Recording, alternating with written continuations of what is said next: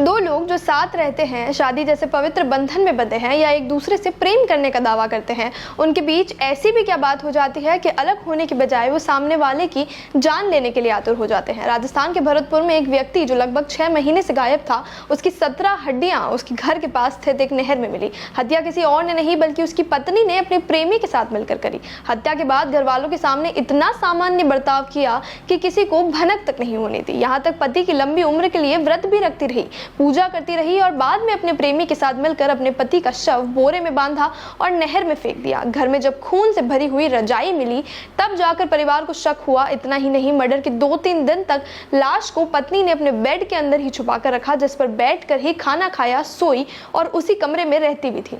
Police की कड़ी पूछताछ के बाद मामले का खुलासा हुआ और नहर से युवक की 17 हड्डियां बरामद हुई। राजस्थान के भरतपुर की यह वारदात है। मृतक का नाम पवन है और पत्नी रीमा ने अपने प्रेमी भागेंद्र के साथ मिलकर 29 मई को पवन की हत्या कर दी, जिसके बाद शव को अपने ही कमरे के बेड के नीचे छुपा दिया। अगले ही दिन 30 मई को वट सावित्री का व्रत अपने पति की लंबी उम्र के लिए रखा, पूजा की, खीर पूरी बनाकर उसी पलंग पर बैठकर खाई जिसमें अपने पति की लाश को छुपा कर रखा है। पवन की बहन अंजना ने इस केस में नए खुलासे किए हैं। अंजना ने बताया कि 29 मई को रीमा ने प्रेमी भोला यानी कि भागेंद्र के साथ मिलकर भाई को मार दिया और उसकी बॉडी को बेड में छुपा दिया। दूसरे दिन 30 मई को वट सावित्री का व्रत रखा था। उसने पूरी विधि विधान के साथ पति की लंबी उम्र के लिए व्रत रखा, पूजा की। उसने बिल्कुल आभास नहीं होने दिया कि रात में ही उसने अपने पति का मर्डर कर दिया है और लाश को कमरे में छुपा कर रखा है।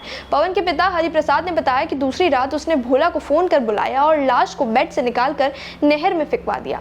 मर्डर के बाद भी उसमें शंका, झिझक या शर्म जैसा कुछ भी नहीं था।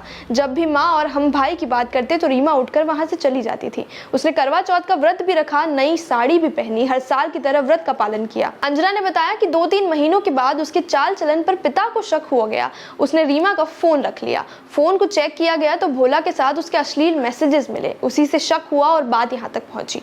आगे बहन बताती है कि कभी रीमा पर शक नहीं किया था उसने। बहन अंजना का तो ये तक कहना था कि भाई के जाने के बाद उसने माँ से कहा कि रीमा और इसके बच्चों को कभी दुख मत देना। अंजना ने आगे बताया कि रीमा का जो फोन है वो पापा के पास ही था। आज भी उसमें रीमा के खिलाफ सबूत है। पता नहीं रीमा के पास उसके बाद दूसरा फोन कहाँ से आया था। पवन के पिता हरिप्रसाद ने भी अपने दुख दुनिया के सामने रखा। उसमें हरिप्रसाद कहते हैं कि मर्डर के बाद रीमा ने पूरे परिवार को गुमराह करा।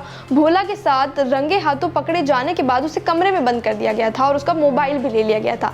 3 दिन तक कमरे में बंद वो रोती रही और अपना फोन वापस मांगती रही। उसे फोन लौटाया नहीं गया। हरिप्रसाद आगे बताते हैं कि मर्डर के कई दिनों तक रीमा ने व्रत, त्योहार सब किए, महसूस नहीं होने दिया कि इतनी बड़ी बात हो गई है। पवन की माँ रोती रहती थी लेकिन रीमा के आंख से एक आंसू नहीं गिरता था, वह सामान्य रहती थी। फोन रख लिया तो 3 दिन तक रोती रही, खाना भी नहीं खाया।